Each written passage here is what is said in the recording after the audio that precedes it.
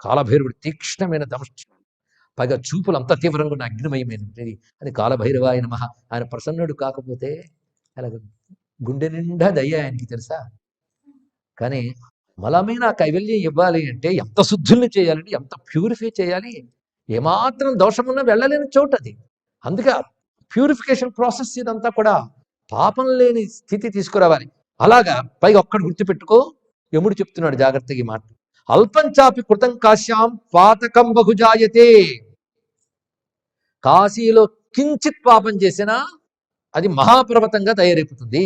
కాశ్యాంకృతాని పాపాన్ని ననశ్యంతి కదాచన. కాశీలో చేసిన పాపములు ఎప్పుడూ నశించవు సుమా. అంతేకాదు, ఎక్కడ చేసిన పాపాలైనా కాశీలో పోతాయి. కాశీలో చేసిన పాపం ఎక్కడ పోతుంది. ఇది బాగా తెలుసుకోవాల్సిన అంశం. ఇక్కడ వజ్రలేపమే పట్టేస్తుంది. అటువంటి వాడికి భైరవ యాతన తప్పదు. అయితే కాశీలో ఉన్నాను కదా అని ఇంకా ఘోర పాపాలు చేస్తే రుద్ర పిశాచమయ్యి లక్షల సంవత్సరాలు కూడా తిరుగుతుంటారట. రుద్ర పిశాచ అంటే భయంకరమైన అవస్థలండి ఇక్కడ. దానికన్నా ఇక్కడ బయట చచ్చిపోతే బెటర్ అనిపిస్తుంది. అంటే ఇక్కడ జన్మలు ఉంటాయి. అయితే ఇక్కడ మరి జన్మ ఉండదు కనుక ఇవన్నీ అనుభవించాల్సి వస్తుంది. ఇది గ్రహించవలసింది. అనేక జన్మల్లో అనుభవించవలసింది అంతా అక్కడ పెట్టుకొడతాడు ఆయన. దీన్ని బట్టి భగవంతుడు ఎంత గొప్పవాడంటే, నువ్వు 6 రోజులు పాపం చేసి 7వ రోజు ఏడుము పాపములు పోగొట్టేదను అనడు. చేసిన దానికి చేసినంత ఇచ్చే తర్వాత బాగు చేస్తానంటాడు. అదేనండి ఇక్కడ. అదే గొప్ప ప్రభువు చేసే పని. అలాంటి అసలైన ప్రభువు ప్రపంచానికి అందరికీ ప్రభు, ఏ మతం వారికైనా ఎవరిని వదలడు. తెలుసుకోండి. ఆ యముడు వదలడు, భైరవుడు వదలడు. అంటే హిందువులకు మాత్రం యముడు కాదు, అందరికీ యముడే.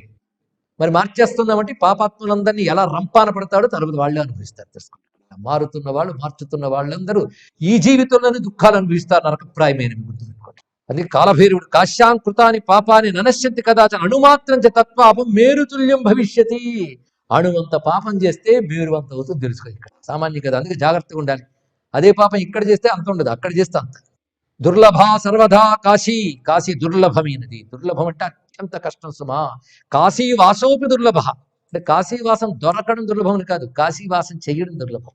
తెలుసుకో. ఇక్కడ దుర్లభం మరణం కాశ్యాం. కాశ్యాం ధర్మేతు దుర్లభ. ప్రతి క్షణం ప్రతి పదం విఘ్న సంఘాదురాసరాహ. కాశీక్షేత్రంలో ప్రతి క్షణంలో ప్రతి అడుగున విఘ్న సంఘములు ఉంటూ ఉంటాయి.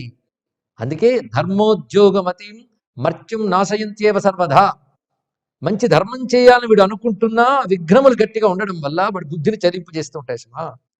అప్పుడు అమ్మవారు అడుగుతున్నారు, అవునా అయితే కాశీలో వచ్చింది దుర్లభం ఉంటున్నావు కదా, కీదృశ పురుషో యోగ్య కాశ్యాం స్థాతుం పురాంతక. స్వామి, కాశీలో ఉండడానికి ఎలాంటి పురుషుడు అంటే ఎలాంటి జీవుడు యోగ్యుడో, ఎలాంటి వాడు ఎలా ఉండాలో కథం స్థాతవ్యం అనిసం వద సర్వం విశేషత. ఎటువంటి వాడు ఎలా ఉండాలి, ఈ రెండు. దీన్ని బట్టి ఎటువంటి వాడిని అర్హత సంపాదించుకుందాం, ఎలా ఉండాలో అలా ఉందాం, అయిపోయింది. అంటే ఇంత చెప్పి భయపెట్టి కాశీకి వెళ్తాం, కాశీని సరదా తీసేరా అంటే సరదా కాదు కాశీ, సాధన కాశీ. తెలుసుకోండి. ఇక్కడ అదే సాధనకి ఎలా ఉండాలో చెప్తున్నాడు ఇక్కడ. శృణు గౌరీ వరారోహే యథాశాస్త్రం వదామ్యహం. శాస్త్రంలో ఉన్నది చెప్తున్నాడు. శివుడంతటి వాడు కూడా ఆ మాట అంటాడు. అంటే ఆ దయ పుట్టేసిన శాస్త్రాన్ని అతిక్రమించిన కదా, ఏం చేయమంటావు? దాని ప్రకారం కాశీవాస యోగ్యోహి పురుషో విజితేంద్రియ.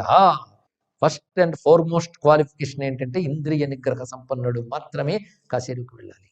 ఇంద్రియ నిగ్రహం లేకపోతే వ్యాసుడు అంతటి వాడిని తరిమి కొట్టేశాడు. అవునా లేదా తెలుసుకోండి. ఇక్కడ ఇంద్రియ నిగ్రహం.